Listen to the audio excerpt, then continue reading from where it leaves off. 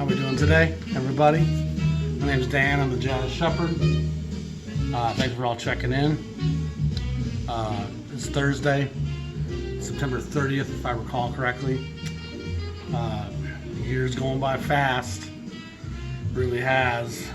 Hopefully everybody's getting back to some normalcy in their life. It's certainly due. Today we're going to talk about Mode Records here, but first I'm going to talk about Tina Brooks. But I also want to address something else real quick. One of my comments I was reading, and I got it a while ago and it slipped into the cracks, into the uncommented stuff. And I miss a lot of comments somehow will appear and then disappear. It's a weird thing. Sometimes I can't respond to certain comments. So if I don't respond to you, sometimes it's because they're not letting me. I don't know if it's what the parameters are, but there's certain comments, and then sometimes I'll find a whole bunch of them piled up. I'm like, what the heck is? It's a little confusing at times, but anyway, somebody accused me of racism, and I was more than a little indignant about it because it's like addressing white imperialism does not make one a racist. And by no means do white folks have a monopoly on imperialism. However, in the current world's constructs, most of the imperialism that we're feeling the effects of have been brought on by Caucasians. It's not a racist thing to address the honest truth. We've brought a lot of tyranny and a lot of injustice to the world. And the black experience is so interwoven with the fabric of that history that it's very much a life in denial to not connect. And to accuse me of racism, it's just, again, it's, whatever. It's stupid. But if you have any kind of understanding or empathy or listen to me for any length of time, you'll know that racist is not what I am. But he says like almost all my episodes have. So I can only imagine he's saying I'm racist towards white people, which is kind of ridiculous in and of itself. It's a strange world we live in today. Between the woke culture and all this canceled stuff, it's really gotten a little extreme. And sadly, what it's done is put most people's hate under the surface so you can't see who they are because they're afraid of, cancel culture. And I would rather know where someone stands. I'd rather know what's in your heart. And that's through honesty. And it's only through honesty and then dialoguing can we ever address some of those issues and make things different. It's to just brush it under the carpet and act like if we don't talk about it, it doesn't exist. I would rather know where someone is. I'd rather know who someone was. For us all to walk around all politically correct and ignoring some of the beautiful differences that do exist. Part of what makes this place amazing is that we're not all the same. There is unique traits and personalities and behaviors that come with different cultures and different histories. And to acknowledge all that isn't a racist or a prejudiced thing. To acknowledge the beauty of a group of people is not being racist. That's just being stupid. It's I find it too a bit with the the women's rights, the sex stuff. There's not a man in the world who hasn't pushed himself a little too hard on a gal at some point in his life. And there's not a gal in the world that hasn't used sex at one point to manipulate. Or even the allure, the draw of sex. It's part of our ingrained behaviors from thousands of years. And again, so many people throughout centuries met each other at work. I don't think we need to make sex such a prohibited subject. You can't come on to someone and say, I'm going to fire you or not give you that promotion without it. You can't use your place of power with sex. That's absolutely not okay. But a lot of times what ends up happening is if you flirt in the workplace and you're not attractive, now you are labeled something. And it only further creates damage and phobia and sexual repression in people. And I think sexual repression is at the root of so much of what ails us. We're looking to replace that natural high, that natural satisfaction of sex, which has been taken from us as a form of control. The church first got that. The consumption society understands. We will shop and buy things to fill that emptiness. We will go to church to fill that emptiness. We will drink. We will do drugs. We will do a lot of things will possess us in the absence of that natural form of release and happiness and joy that a healthy sex life provides. And there's no question with the link between sexual repression and predation and child molestation and rape and serial killing. These are all manifestations of a repressed sexuality manifesting itself deviantly because a healthy natural outlet was taken from them. And I think when society has looked back on in 1,000 years at the present, I honestly think we'll be shocked by how we live sexually. And it moves and starts and stops. Like there was times when we had great sexual liberty. We kind of told ourselves, but there was always a stigma. You know, there's always a stigma when people are sexually active. There's men with daughters. You know, it just changes how they see things. So I don't want to get into that too deeply, but I just don't think that our modern cancel culture makes sense to me. To jump on everybody, and if we look at everyone's closet, we're going to find dirt, and that's the problem. You know, everybody's done inappropriate things, but life will police itself in so many of these cases. For the most part, a woman will say, F you, you're a loser, leave me the fuck alone, and then you go home and masturbate because you didn't have the game. The game will regulate itself. Again, there's lines that you can't cross, and I'm certainly not advocating that you do, but making an advance on someone, whether you're a boy or a girl, it's such a natural part of humanity. And certainly there's lines you don't want to cross at work, but to make it all so lacking freedom. You know, you can't say nothing anymore. You can't make a joke anymore. I love Bill Burr. I love how Bill Burr says the things that just make you squirm in your seat sometimes. Go Bill. Say what you say, man.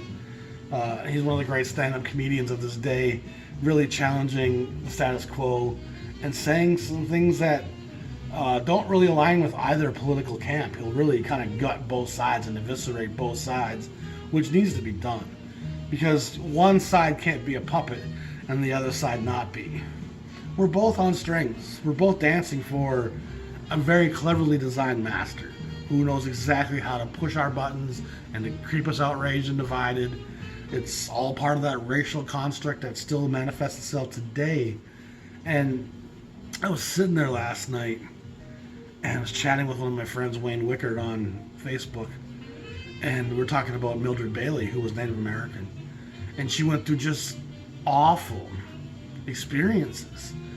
And then in a half joking kind of sense, you're like, weird, a minority in America went through great oppression and awful experience based purely off this physical appearance, their physical traits that make them look a little different from us. And suddenly my heart just started hurting.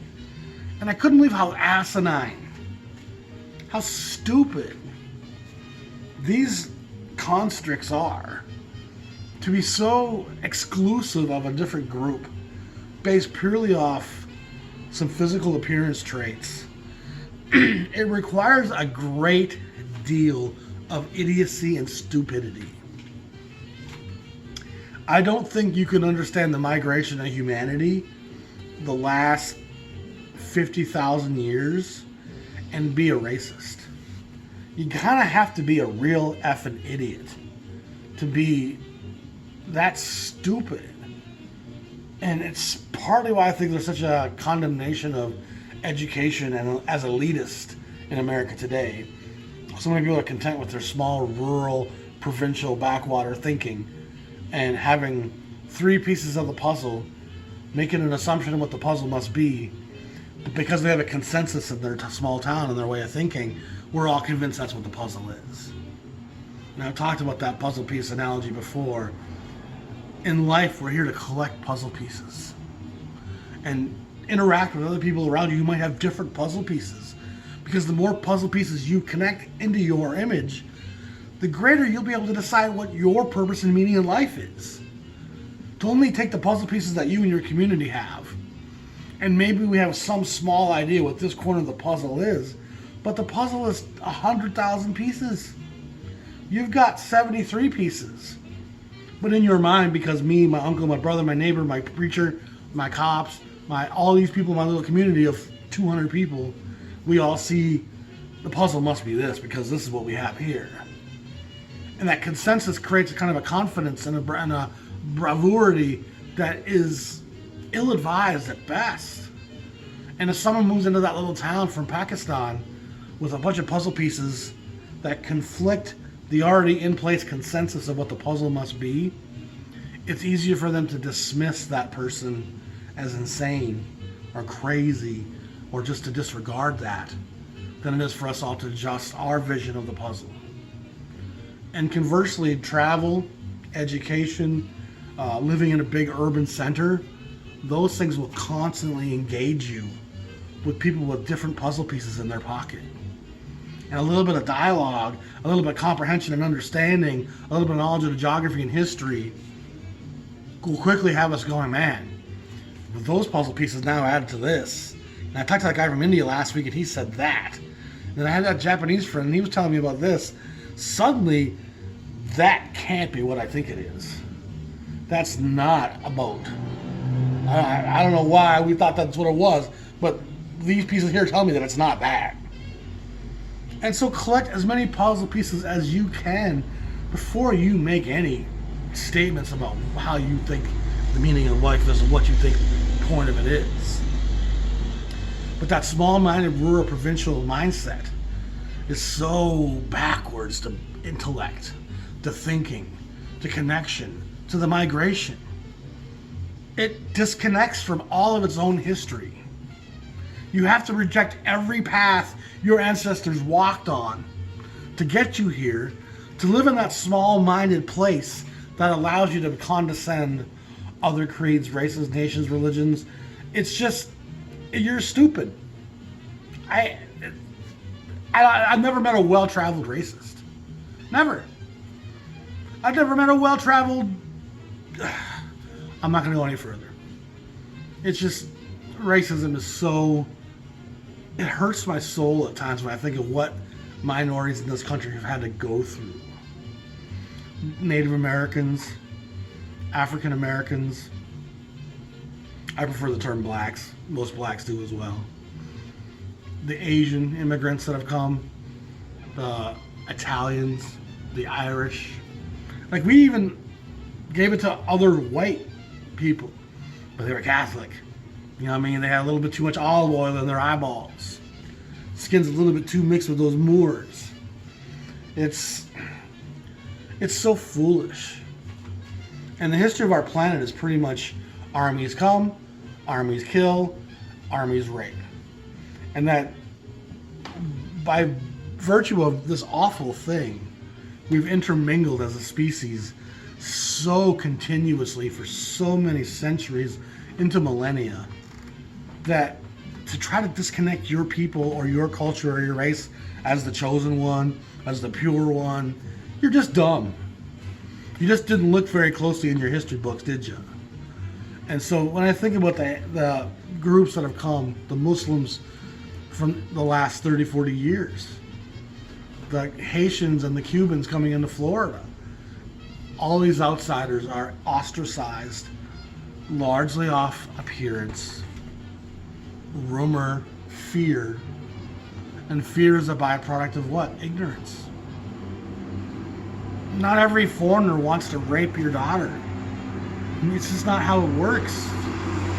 Most of these people who come are looking for the same opportunity that your grandparents looked for when they came.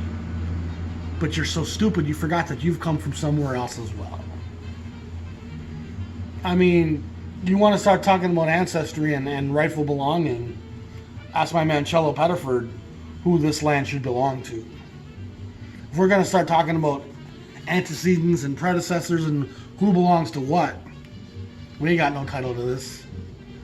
As white immigrants from the European experience, we have no legal recourse. We stole this land through violence and absolute bloodshed, tyranny, deception, crimes against humanity that would be hard for us to really be honest about. And then we built an empire off the backs of African slave labor. Two of the greatest crimes in history are built the wealth that we live in every day. And we still point the finger and say, you make me uncomfortable, immigrant from Pakistan. You make me uncomfortable, immigrant from Ecuador. You make me comfortable, Haitian. When the list of tyranny in this world, we kind of... speaking of Ecuador, there was an incident I saw in the paper today, a riot in an Ecuadorian prison. Over 100 people killed and 5 were beheaded. That's pretty scary stuff. But anyway, racism, it's only something that the small-minded can really live in and profess and defend and live in within that experience. I'm going to move on. Tina Brooks. I've talked about Tina several times, and I just want to kind of show you his little run of records that he did at Blue Note.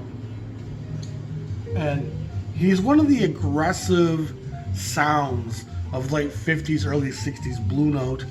He makes some really important records as a sideman as well at Blue Note, about a dozen.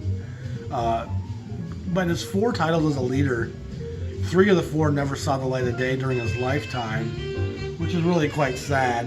He's got some Coltrane Rollins in his sound, you know, a big tenorman of that ilk. He was born in Fayetteville, North Carolina. He actually played with Lionel Hampton at an early age. His full name is Harold Floyd Brooks. He comes to New York after working with Hampton, and a guy by the name of Little Benny Harris recommends him to Alfred Lyon. And Alfred brings him into the fold, starts recording him. And pretty early off the bat, they record Minor Move, which again didn't see the light of day until years later in the 80s, and then finally Tone Poet gave it this really beautiful repackaging with Lee Morgan, Sonny Clark, Doug Watkins, and Art Blakey.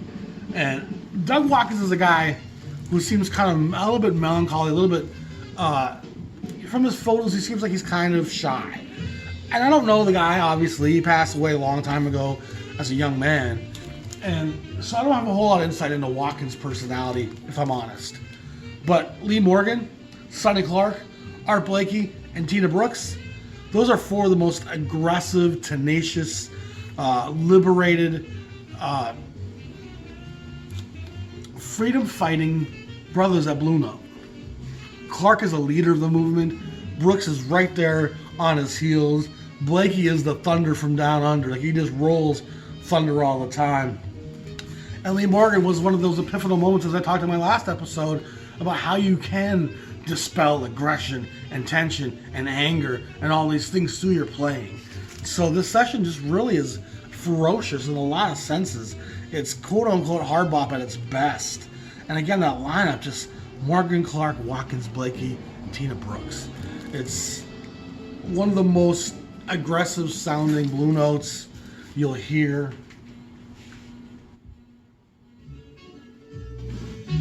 There's a kind of a bright, brittle edge to Brooks.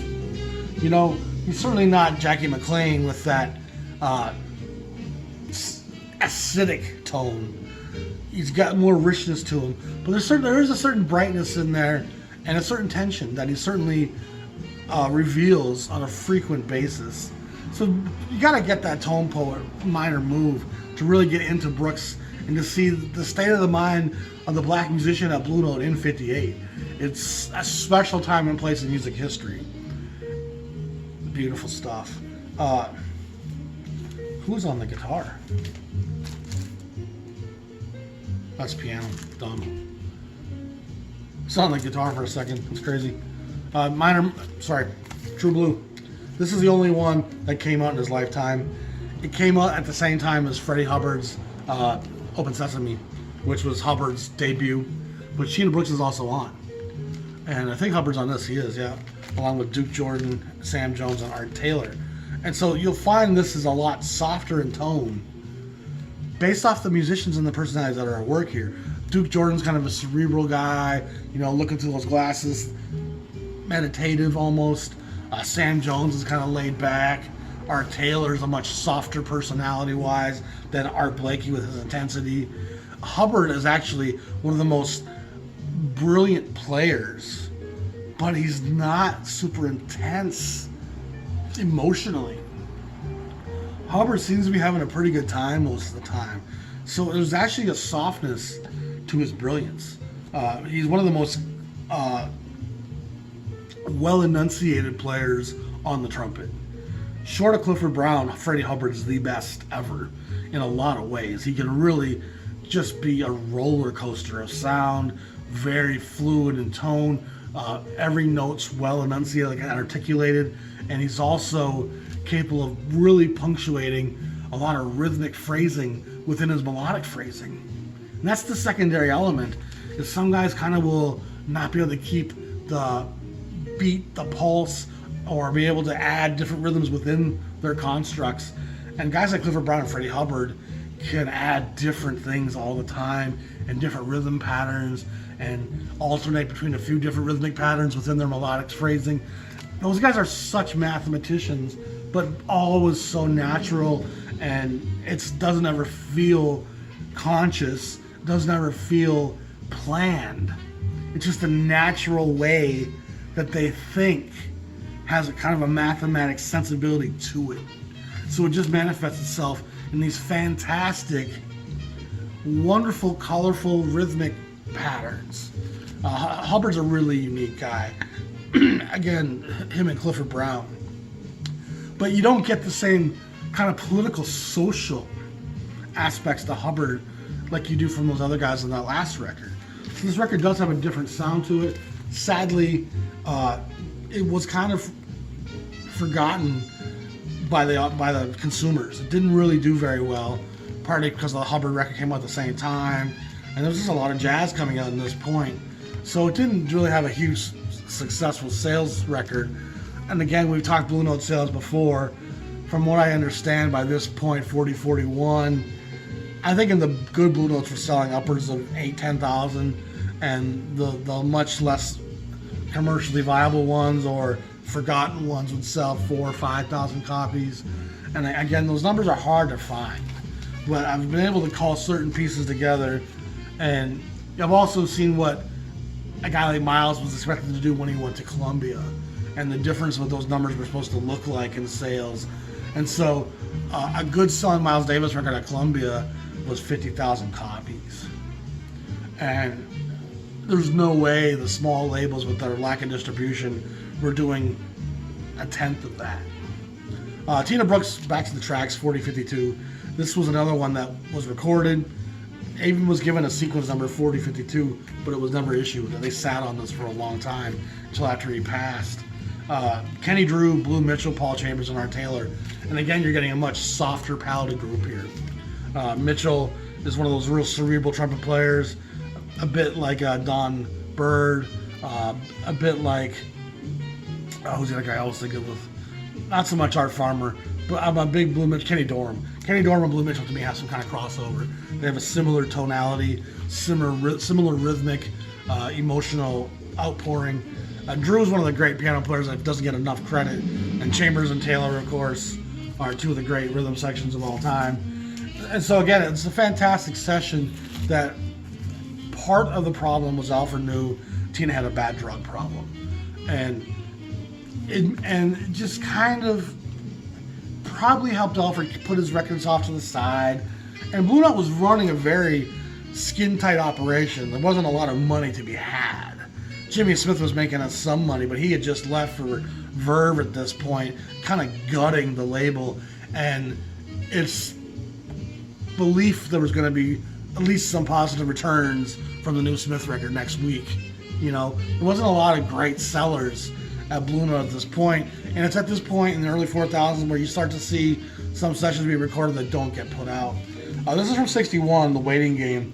This is only on CD for the longest time, and again, Tone Poet comes to the rescue. This has the great trumpet player Johnny Coles, who's a very unheralded guy, a bit like Dave Burns in terms of lack of notoriety, but a great player. Kenny Drew, once again, Wilbur Ware, and then Philly Joe Jones. So again, the different lineups will help create different tonalities, different sounds, different emotional mindsets. And I think it's such an important aspect of jazz. I think unless we kind of have some grasp of what that represents, we just hear guys playing. And there's certainly more to it than that. He ends up passing away in '74. The life of heroin and drinking and health problems, it just all took him away from the scene. And by '61, he was done recording. So Tina makes quite a large impact. He does another record with Jackie McLean called The Street Singer. They're kind of co-leaders. And again, that wasn't put out till much later either. I've never been able to buy that one. I've bid on it a few times. It's always gone away from me. And I'm guessing Tone Poet will reissue that as well before too long. I'll just have to wait for that at this point because I'm not paying $80 for a Japanese one plus shipping with that awful cover. I'll wait for Tone Poet to redo it. Thank you very much. I'm just going to read off some of the records he does here at Blue Note. The Sermon with Jimmy Smith, House Party with Jimmy Smith, probably the two greatest Jimmy Smith records. He's on half of those tracks on each record. Blue Lights 1 and 2 with Kenny Burrell, fabulous records from the late in the 1500 sequence. On View at the 5 Spot again with Kenny Burrell, fantastic stuff.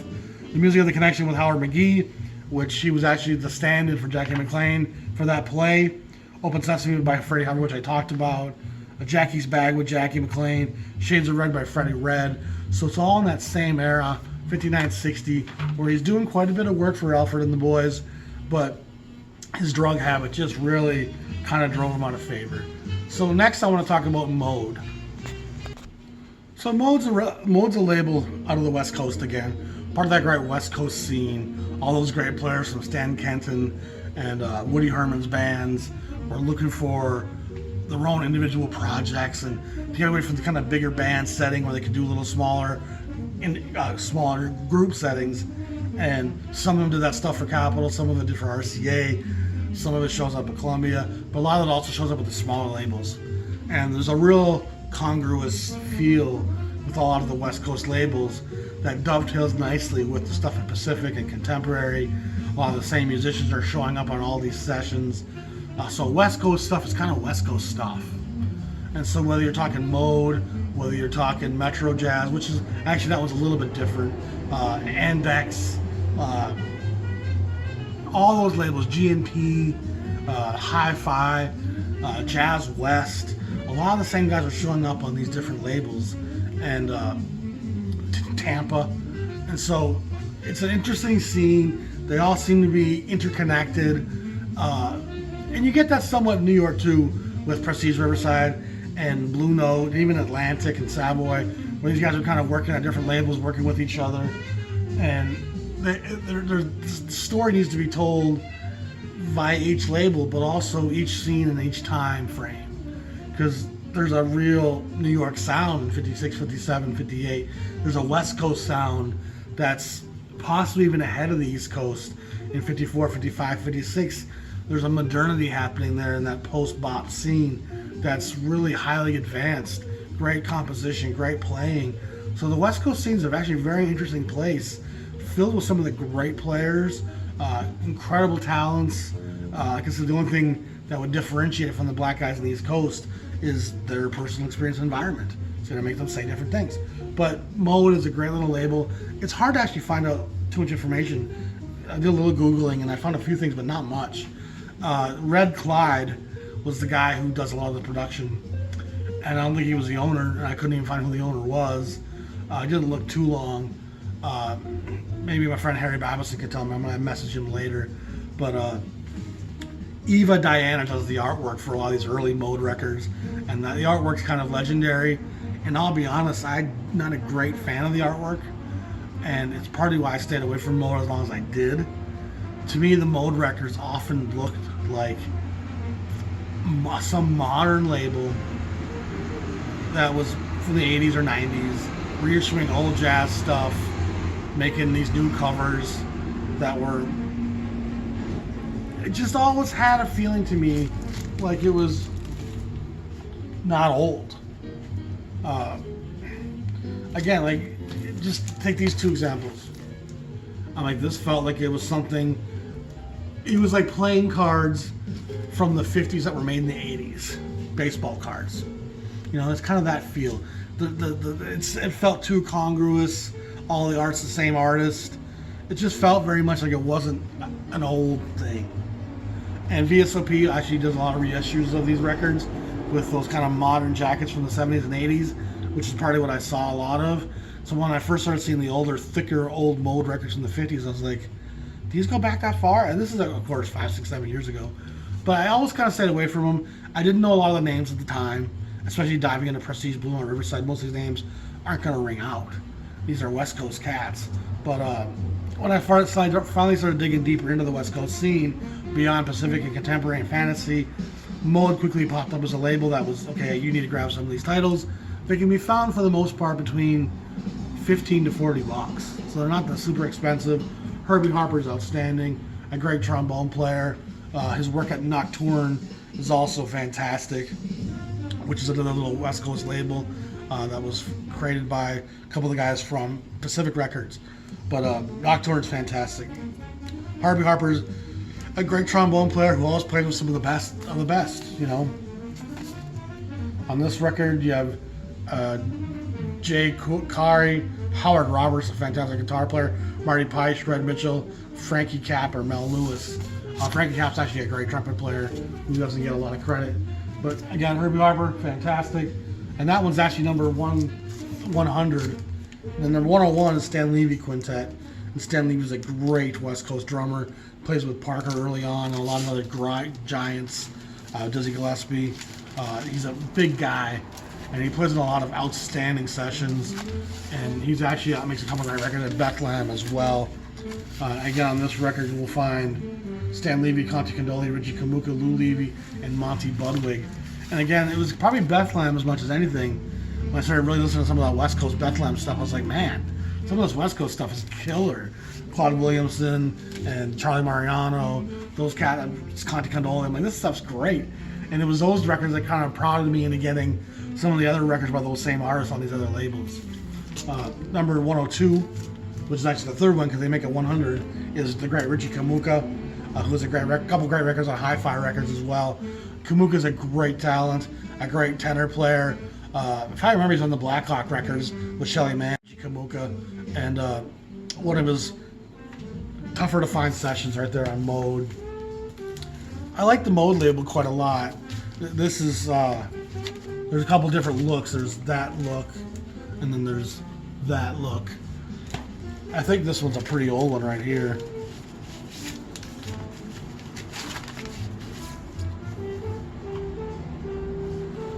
Yeah, this is number 103.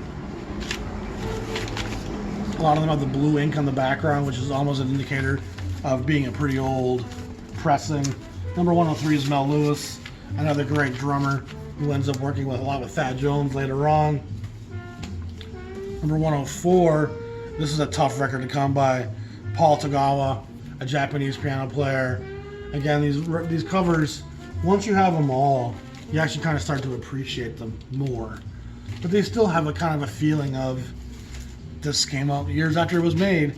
Marty Peisch, the great arranger, piano player. This is fantastic stuff. We saw some of his stuff actually at Tampa the other day. But that's Marty Peisch Trio. Again, let's look at the band here. Red Mitchell and Mel Lewis. So a lot of the same musicians are showing up on these. Number 106 is Clora Bryant, gal with the horn. She sings and she plays. And she's a bad girl, man. Roger Fleming, Ben Tucker, Russ Freeman, Walter Benton's on this. Weird. Forgot about that.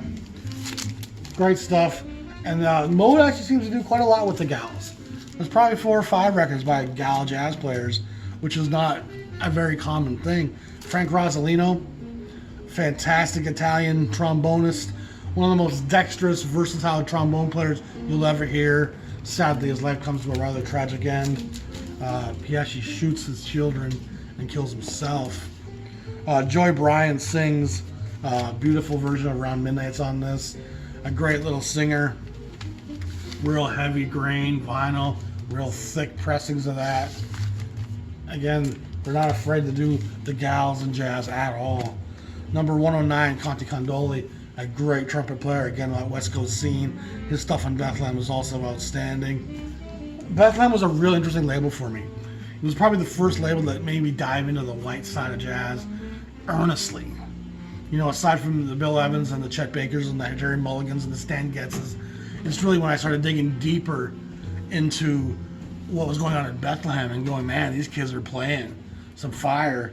Then at 110, after 10 titles like that, they changed the album cover designs. And I'm not a real fan of these drawings either. This is a jazz band ball with Jack Sheldon. And I think Claude Williamson's also on this. Stu Williamson, sorry. Who's a great, he's playing this valve trombone in this, weird. With Bob Edwaldson playing valve trombone, Don Fagerquist, Marty Peisch, Buddy Clark, and Mel Lewis. So outstanding stuff. And we saw Jack Sheldon, of course, over at Jazz West with those great records. Pepper Adams Quintet. I'm missing a few things here. Number 111 was Bobby Troop. I haven't collected that one yet. You can see it for not too much. I'll grab it one of these days. This has Pepper Adams, Stu Williamson, Carl Perkins, the great piano player, Leroy Vinegar, and Mel Lewis. So again, and most of the stuff was made in '57. I think a few in '58. This is Herbie Mann, Highfalutin. I think Buddy Klutz also. Initially, the first pressing of this was they were both equal billing, but Mann becomes a bigger figure. This is actually a later pressing of this one on the Premier label, which I'm not even sure how they're affiliated with this. But again, VSOP ends up with all this stuff and repackages it. Number 116, The Wind by Don Nelson. Again, a nice singer. Eddie Costa, Our Farmer. This is a great record. I'm a huge fan of Eddie Costa, one of the most dynamic piano players you'll ever hear. And the rolling thunder that is his left hand on the piano on the low end is one of the most unique things I've heard in jazz. There's times where there's a record he does on Dot, Blue Lights. It was just an eye-opener. Harry Babison, number 119, with special guest star Terry Gibbs. Terry Gibbs is an outstanding vibraphone player. Babison is one of the great bass players. He's also a cellist. I showed you that 7-inch a few episodes ago that he made with Oscar Pettiford. Babison was one of the leaders of the West Coast scene. And he shows up at a lot of the records, Nocturne, Pacific. He's doing a lot of things. I got a fantastic player. I chat with his son, or maybe it's his grandson, Vaughn Babison, quite a lot. Outstanding stuff. And then this is Johnny Holliday, another singer, 122, that comes along. And he's kind of a crooner on the softer side of the jazz template. But all that stuff happens rather rapidly. 57. Apparently Tampa buys them out and ends up being on VSOP. And that's the convoluted nature of the jazz business. These small labels come and go sometimes rather rapidly. For as great as Riverside is, it's a pretty short narrative. You know, it's like 10 years and gone. Blue Note has a bit of a longer history, but those are the exceptions. Prestige is the exception. It's interesting stuff. And these small labels all often document some of the most intelligent, beautiful, hard-driving, honest jazz, because the major labels had bigger production budgets and bigger oversight and more producers coming in to help control the sound and what's going to sell and what's the hot songs that you guys got to play. And there's all this interference when you make records at Capitol, RCA, Columbia, Decca. When you're working for a small label, they came to you and said, we think you're fantastic, will you record for us? You often have a license to do a lot of what you want to do. And even that has various shadings. At Prestige, all those guys just wanted to get their drugs. They got high, they moved along. The records were kind of thrown together, a little sloppy at times. Blue Note was a whole different story. Riverside was a different story. So all these labels have different stories to tell. So Mode's a great little label. You should check them out. If you see them, you'll know them by the artwork fairly quickly. Like, oh, that's Mode. The first 10 are all outstanding. I'm going to grab what's missing. There's only like 29 titles in the entire run. I have about 20 of them. So that's Mode Records. That's going to wrap up today's episode. Again, thank you all for your support, for watching the channel. There's some cool new merchandise available in the merch store, including the podcast, hoodie, and t-shirt. Check that stuff out. Again, thank you all for your Patreon support. You guys really help me out with that extra little bit of income. It's very valuable right now. I need to prepare for my set this weekend, so I'm going to say peace out to y'all. We'll talk to y'all soon. There's a new podcast up as well, so check that out. Peace.